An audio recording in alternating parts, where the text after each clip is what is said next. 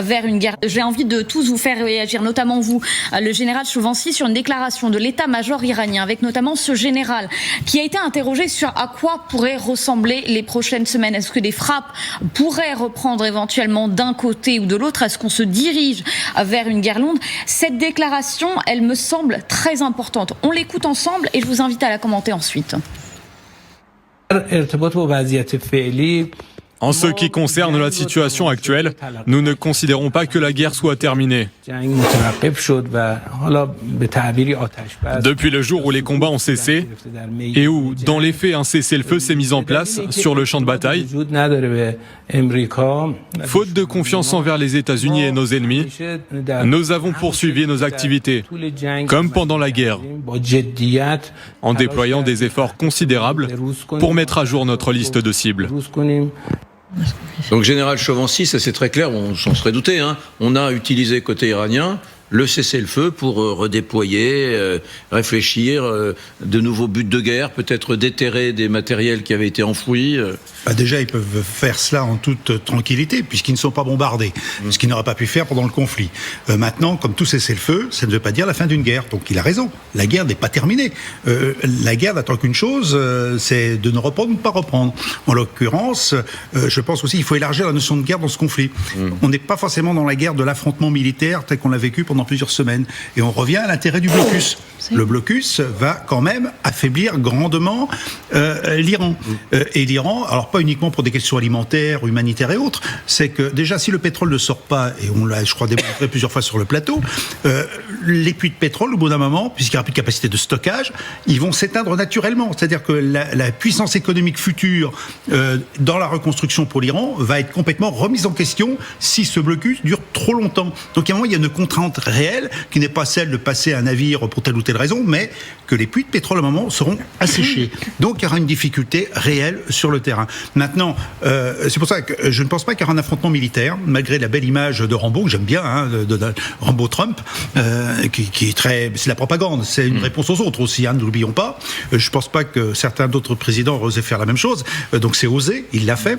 Mais en tout cas, je ne crois pas à l'affrontement militaire en tant que tel. Pour une raison bien simple, c'est que le blocus me semble beaucoup plus efficace. Non pas... C'est un général qui le dit. Oui, mais la guerre, ce n'est pas uniquement des questions militaires. La guerre, elle est totale. La guerre, elle est aussi économique. Et là, c'est la guerre économique qui est... Alors, effectivement, le but de guerre, je rejoins tout à fait ce qui a été dit tout à l'heure.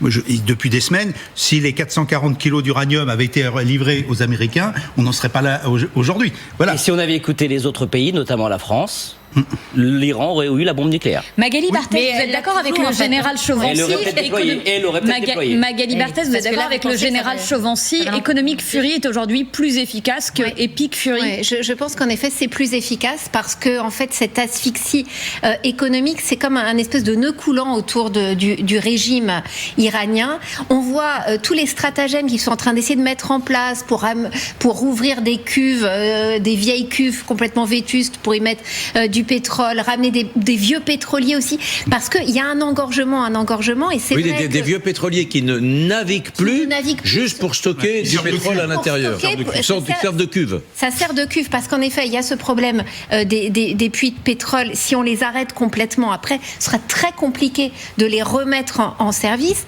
Et en fait, ce sont toutes les recettes de ce régime qui sont en train, finalement, de s'amoindrir. S'il ne peut pas sortir le pétrole, le régime n'a plus les moyens de payer un certain nombre de fonctionnaires. Des opposants iraniens m'expliquaient que certains salaires aujourd'hui sont divisés de moitié pour payer les fonctionnaires d'État, que les primes même pour les bassidjis, c'est-à-dire ces milices qui font justement qui sont à la manœuvre dans la répression, ces primes elles ne sont plus versées. Donc c'est ça en fait le pari aujourd'hui, je pense, de l'administration Trump, c'est d'un étouffement qui finalement permettent peut-être à la population iranienne finalement de se refaire à nouveau entendre. Évidemment, moi, c'est un pari. Très optimiste, Magali. Non, mais attendez, moi j'essaie d'expliquer quelle est la stratégie, quelle est la stratégie des Américains. Et pourquoi Donald Trump pense que c'est ce qui pourrait peut-être fonctionner. C'est absolument pas dit que ça marche. Mais en même temps, la campagne de 6 semaines de bombardement n'a pas marché non plus. Donc ils ont changé de stratégie en faisant pari de l'asphyxie. Le problème, c'est que combien de temps l'Iran peut tenir et combien de temps Exactement. C'est là la vraie question. C'est la question du temps est essentielle. Un mois ça va, 6 mois c'est pas possible pour l'économie mondiale. Il y a plusieurs choses qui vont pas là-dedans. C'est qu'on pense pas tous de la même manière. C'est-à-dire que là, on fait comme si on avait une démocratie en face de nous avec l'Iran. On a une tyrannie, qui se contrefiche de son poste, de son peuple, qui a déjà tué 40 000 personnes en janvier, qui étaient dans la rue parce qu'ils avaient faim, parce qu'ils en pouvaient plus, et on a vu la réponse qui leur a été donnée. Donc là, nous, on pense qu'en démocrate, en se disant, là, quand même, les gens sont vraiment étranglés, le peuple est étranglé, etc. Et moi, je répète juste ce qu'a dit Rubio, parce que Rubio a dit, maintenant, on a affaire à des gens encore plus toxiques que ceux qu'il y avait avant même le début des bombardements. Et ces gens toxiques, qu'est-ce qu'ils font? C'est vous qui nous le racontez tous les jours, Magali. Eh ben, ils assassinent, en fait.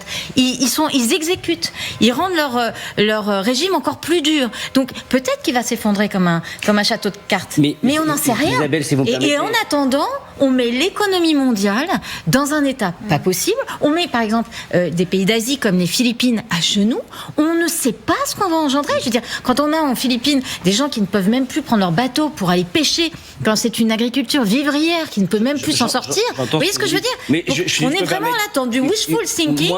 Moi, je vous ai trouvé que je trouve très raisonnable dans le début de votre. Très hasardeux. Je vous ai trouvé très raisonnable dans le début de votre propos. Je suis la seule sur ce plateau à vous dire que je pense que ça marchera pas. Très raisonnable jusqu'à un moment donné, je vous ai perdu. Je vois un unanimisme.